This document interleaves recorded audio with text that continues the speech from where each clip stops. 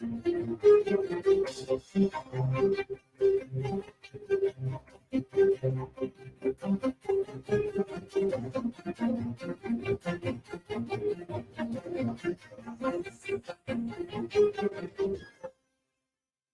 Radio USA ਸੁਣ ਰਹੇ ਸਾਰੇ ਹੀ ਸਰੋਤਿਆਂ ਨੂੰ ਪਿਆਰ ਭਰੀ ਸਤਿ ਸ੍ਰੀ ਅਕਾਲ। ਅਪਡੇਟ ਕੈਲੀਫੋਰਨੀਆ ਸਵਾਗਤ ਹੈ। ਮੈਂ ਰਾਜਕਨਵੀਰ ਸਿੰਘ ਜੁੜ ਚੁੱਕੇ ਨੇ ਮੇਰੇ ਨਾਲ ਹਰਜੋਤ ਸਿੰਘ ਖਾਲਸਾ ਜੀ। ਸਵਾਗਤ ਹੈ ਹਰਜੋਤ ਸਿੰਘ ਜੀ, ਸਤਿ ਸ੍ਰੀ ਅਕਾਲ ਜੀ। ਆਇਆਂ ਨੂੰ ਸਤਿ ਸ਼੍ਰੀ ਅਕਾਲ, ਧੰਨਵਾਦ ਜੀ ਆਇਆਂ ਨੂੰ। ਪੰਜਾਬੀ ਰੇਡੀਓ USA ਦੇ ਜਿੰਨੇ ਵੀ ਸਰੋਤੇ ਸਾਡੇ ਸਾਰੇ ਹੀ AM ਸਟੇਸ਼ਨਸ FM ਸਟੇਸ਼ਨਸ ਘਰਾਂ ਦੇ ਵਿੱਚ ਰੇਡੀਓ ਸੈਟਸ ਦੇ ਰਾਹੀਂ ਟੈਲੀਫੋਨ ਦੇ ਰਾਹੀਂ ਫੇਸਬੁੱਕ YouTube ਤੇ ਲਾਈਵ ਦੇਖ ਰਹੇ ਹੋ ਸੁਣ ਰਹੇ ਹੋ ਸਾਰਿਆਂ ਨੂੰ ਜੀ ਆਇਆਂ ਨੂੰ ਤੇ ਬਹੁਤ ਹੀ ਪਿਆਰ ਤੇ ਸਤਿਕਾਰ ਭਰੀ ਸਤਿ ਸ਼੍ਰੀ ਅਕਾਲ। ਸਰੋਤਿਓ ਅੱਜ ਸਤੰਬਰ ਦੀ 27 ਤਰੀਕ ਆ, ਦਿਨ ਜਿਹੜਾ ਆ ਉਹ ਬੁੱਧਵਾਰ ਆ ਤੇ ਤੁਹਾਡੇ ਲਈ ਸ਼ਾਮ ਦਾ ਅਪਡੇਟ ਕੈਲੀਫੋਰਨੀਆ ਪ੍ਰੋਗਰਾਮ ਲੈ ਕੇ ਹਾਜ਼ਰ ਹੋਏ ਆ।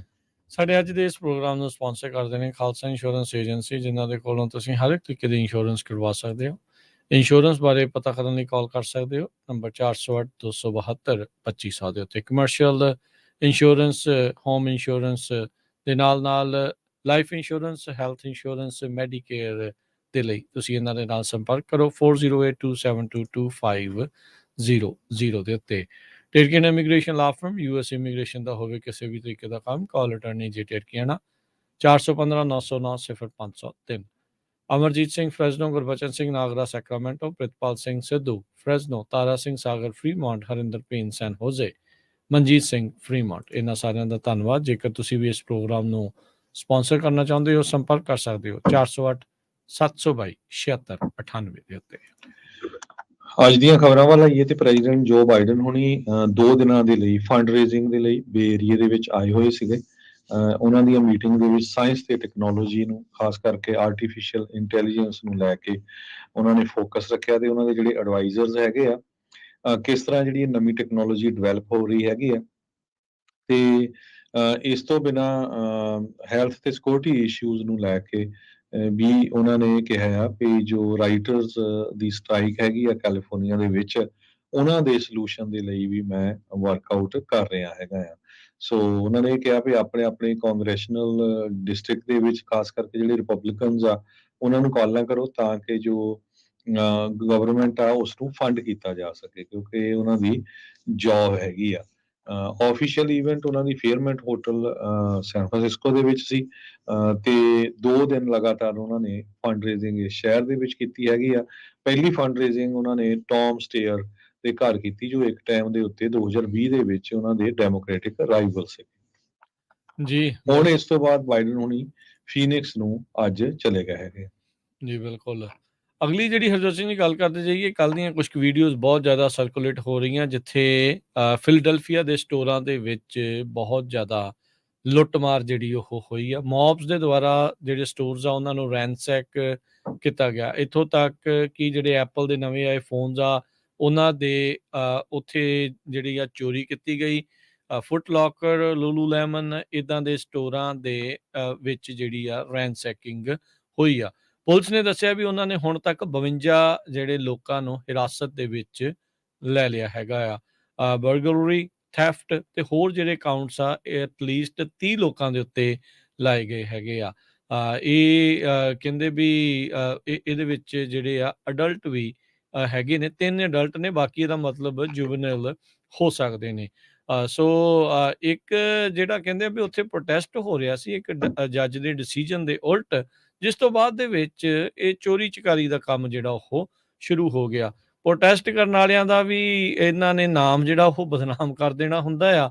ਇਸੇ ਆੜ ਦੇ ਵਿੱਚ ਆਪਾਂ ਪਹਿਲਾਂ ਵੀ ਦੇਖਿਆ ਜਿਹੜੇ ਹੋਰ ਪ੍ਰੋਟੈਸਟ ਹੋਏ ਕਿੱਦਾਂ ਜਿਹੜੀ ਆ ਉਹਦੇ ਵਿੱਚ ਚੋਰੀ ਚਕਾਰੀ, ਲੁੱਟ ਖੋਹ, ਹਿੰਸਾ ਤੇ ਅੱਗਾਂ ਤੱਕ ਵੀ ਜਿਹੜੀਆਂ ਉਹ ਲੱਗ ਗਈਆਂ ਸੀਗੀਆਂ। ਉੱਥੋਂ ਦੇ ਜਿਹੜੇ ਇੰਟਰਨ ਪੁਲਿਸ ਕਮਿਸ਼ਨਰ ਜੌਨ ਸਟੈਨਫਰਡ, ਉਹਨਾਂ ਨੇ ਨਿਊਜ਼ ਕਾਨਫਰੰਸ ਦੇ ਵਿੱਚ ਜਿਹੜਾ ਉਹ ਕਿਹਾ ਵੀ ਇਹ ਬੰਚ ਆਫ ਕ੍ਰਿਮੀਨਲ ਓਪਰਚੁਨਿਸਟ ਨੇ, ਜਿਹੜੇ ਉਹ ਮੌਕਾ ਹੀ ਭਾਲਦੇ ਨੇ, ਤਾੜਦੇ ਨੇ ਵੀ ਜਾਈਏ ਤਾਂ ਜਾ ਕੇ ਜਿਹੜੇ ਆ ਉੱਥੇ ਚੋਰੀ ਚਕਾਰੀ ਜਿਹੜੀ ਉਹ ਕਰੇ। ਘੱਟੋ ਘੱਟ 18 ਜਿਹੜੇ ਸਟੇਟ ਦੇ ਦੁਆਰਾ ਚਲਾਏ ਜਾ ਰਹੇ ਲਿਕਰ ਸਟੋਰਸ ਆ ਉਹਨਾਂ ਦੇ ਵਿੱਚ ਵੀ ਬ੍ਰੇਕ ਇਨ ਹੋਇਆ ਹੈਗਾ ਆ। ਸੋ ਉਹਨਾਂ ਨੇ ਆਪਣੇ ਸਾਰੇ ਦੇ ਸਾਰੇ ਜਿਹੜੇ ਰੀਟੇਲ ਲੋਕੇਸ਼ਨਸ ਆ ਉਹਨਾਂ ਨੂੰ ਅੱਜ ਬੰਦ ਜਿਹੜਾ ਹੋ ਰੱਖਿਆ ਸੀਗਾ। 50 ਲੋਕਾਂ ਦੀ ਗ੍ਰਿਫਤਾਰੀ ਜਿਹੜੀ ਹੋਈ ਆ, ਪਰ ਦੇਖੋ ਬੇਹੁਦਾ ਕੰਮ ਜਿਹੜੇ ਆ ਕਿੱਦਾਂ ਦੇ ਜਿਹੜੇ ਆ ਥਾਂ ਥਾਂ ਦੇ ਉੱਤੇ ਹੋ ਰਹੇ ਨੇ।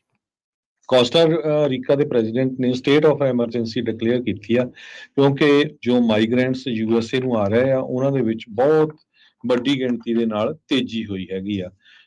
ਜੋ ਕੋਸਟਾ-ਰੀਕਾ ਦੇ ਪ੍ਰੈਜ਼ੀਡੈਂਟ ਰੋਦਰੀਗੋ ਸ਼ਾਵੇਜ਼ ਆ, ਉਹਨਾਂ ਨੇ ਕਿਹਾ ਵੀ ਇਸ ਕਨਵੇ ਦੇ ਵਿੱਚ ਜੋ ਬਹੁਤ ਵੱਡੀ ਗਿਣਤੀ 'ਚ ਲੋਕ USA ਬਾਰਡਰ ਕ੍ਰਾਸ ਕਰਨ ਦੇ ਲਈ ਆ ਰਹੇ ਆ ਇਲੀਗਲੀ, ਉਹਨਾਂ 'ਚ ਬਹੁਤ ਸਾਰੇ ਵੈਨਜ਼ੂਏਲਾ ਤੋਂ, ਇਕਵਾਡੋਰ ਤੋਂ, China, Colombia, Haiti, Yemen, Bangladesh, India ਤੋਂ ਲੋਕ ਹੈਗੇ ਆ।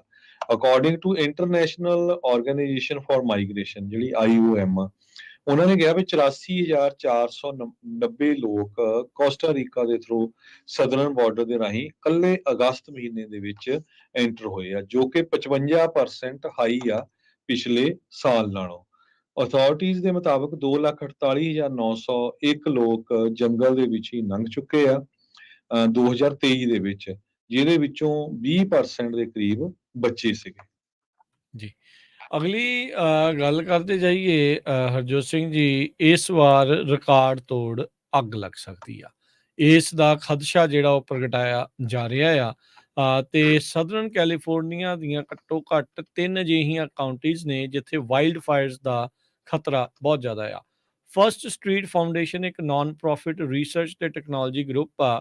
ਉਹਨਾਂ ਨੇ ਇਹ ਕਿਆਸਰਾਈਆਂ ਲਾਈਆਂ ਆ ਵੀ ਇਸ ਸਾਲ ਵਾਈਲਡ ਫਾਇਰਸ ਜਿਹੜੀਆਂ ਕੀਆਂ ਵਧਣਗੀਆਂ, ਉਹਦੇ ਕਰਕੇ ਜਿਹੜੇ ਘੱਟੋ ਲੱਗ ਰਿਹਾ ਆ ਅਨੁਮਾਨਿਤ 17,000 ਸਟਰਕਚਰਸ, ਘਰ ਜਾਂ ਬਿਲਡਿੰਗਸ ਜਿਹੜੀਆਂ ਆ ਉਹ ਤਬਾਹ ਹੋ ਸਕਦੀਆਂ ਆ।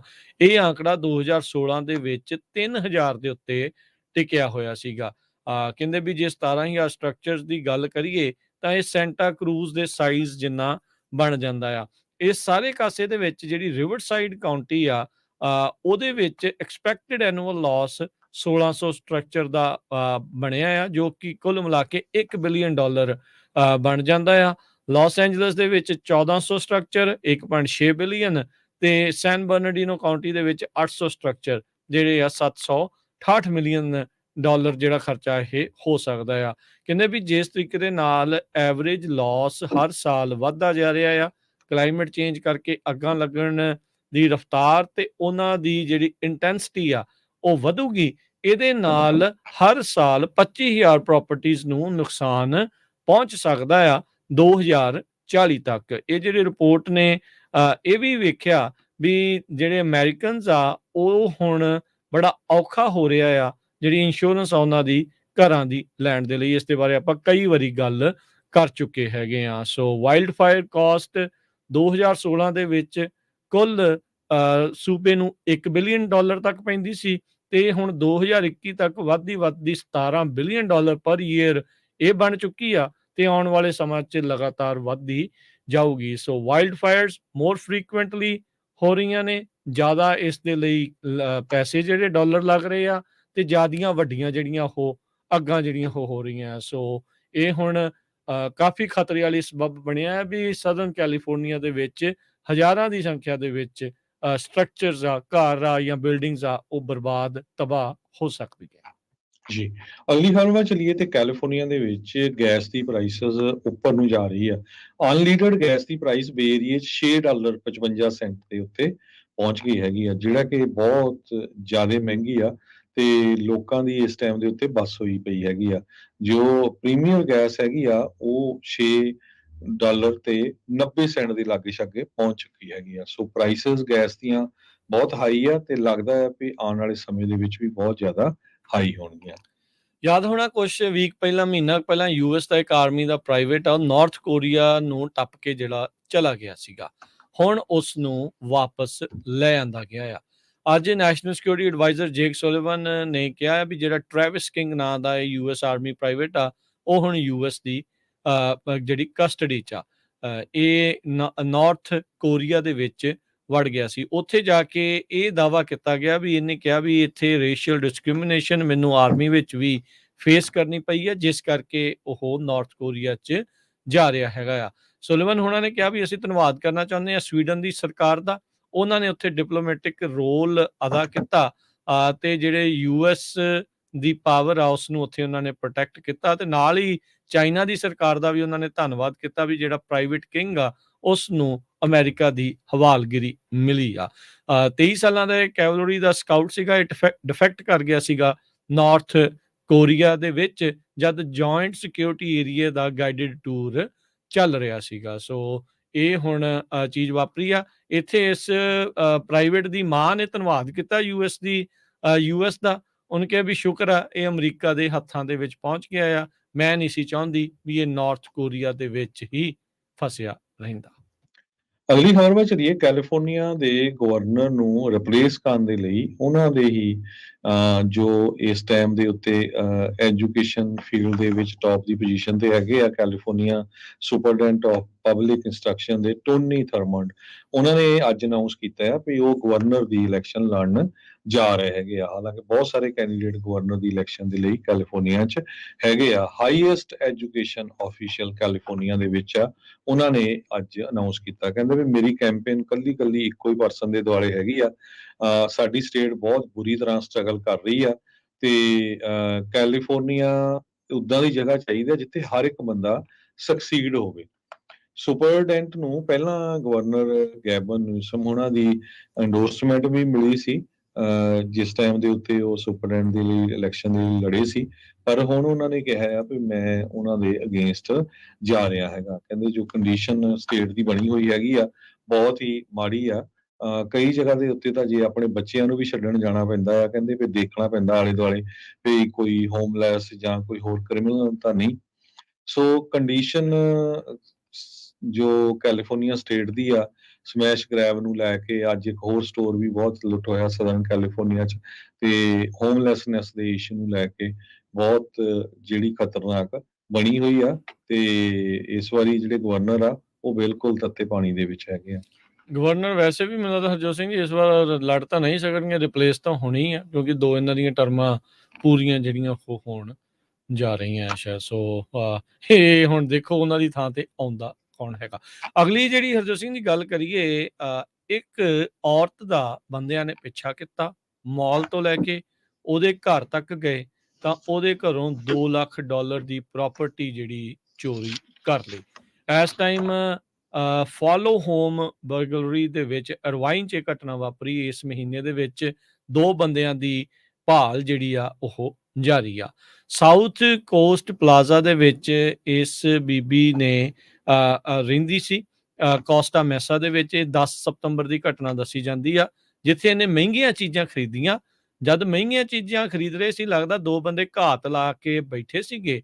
ਜਦ ਔਰਤ ਇਹ ਬਾਅਦ ਦੇ ਵਿੱਚ ਘਰ ਪਹੁੰਚੀ ਤਾਂ ਉਹਨਾਂ ਬੰਦਿਆਂ ਨੇ ਘਰ 'ਚ ਬ੍ਰੇਕ ਇਨ ਕੀਤਾ ਤੇ 2 ਲੱਖ ਦੀ ਪ੍ਰਾਪਰਟੀ ਜਿਹੜੀ ਆ ਉਹ ਚੋਰੀ ਕਰ ਲਈ ਆ। ਪੁਲਿਸ ਜਿਹੜੀ ਉਹ ਦੱਸ ਰਹੀ ਆ ਵੀ ਮਾਜ਼ਦਾ CX-9 ਜਿਹੜੀ ਆ ਉਹ ਚਲਾ ਰਹੇ ਸੀਗੇ ਤੇ ਇੱਕ ਜਿਹੜੇ ਆ ਸਿਲਵਰ ਮਾਜ਼ਦਾ CX-5 ਵੀ ਉਹ ਚਲਾ ਰਹੇ ਸੀ ਜਿਨ੍ਹਾਂ ਨੇ ਇਹ ਚੋਰੀ ਕੀਤੀ ਆ। ਸੋ ਹੁਣ ਜਦੋਂ ਆਪਾਂ ਜਾਂਦੇ ਆ ਕਿਤੇ ਕੋਈ ਚੀਜ਼ ਬਾਏ ਕਰਦੇ ਆ, ਕਈ ਵਾਰੀ ਮਹਿੰਗੀਆਂ ਚੀਜ਼ਾਂ ਵੀ ਬਾਏ ਕਰਦੇ ਆ, ਬਈ ਧਿਆਨ ਰੱਖਿਆ ਕਰੋ ਕੋਈ ਕਿਤੇ ਤੁਹਾਡਾ ਪਿੱਛਾ ਤਾਂ ਨਹੀਂ ਜਿਹੜਾ ਉਹ ਕਰ ਰਿਹਾ ਹੈਗਾ। ਆਲੇ ਦੁਆਲੇ ਜਿਹੜੇ ਉਹ ਸਤਰਕ ਰਿਹਾ ਕਰੋ, ਸਰਾਊਂਡਿੰਗਸ ਨੂੰ ਲੈ ਕੇ ਜਿਹੜਾ ਆ ਉਹ ਅਵੇਅਰ ਰਿਹਾ ਕਰੋ।